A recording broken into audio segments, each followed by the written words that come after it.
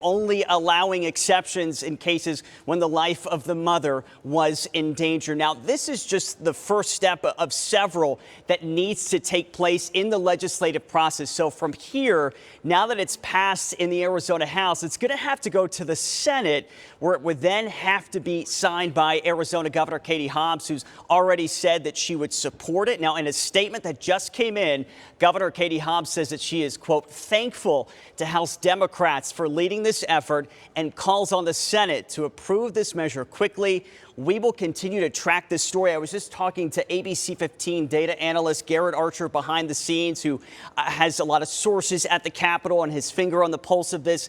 Right now, we were trying to work out to see when exactly the Senate could take up this vote. It doesn't look like that's going to happen today, but of course, there's always the option to call an emergency session.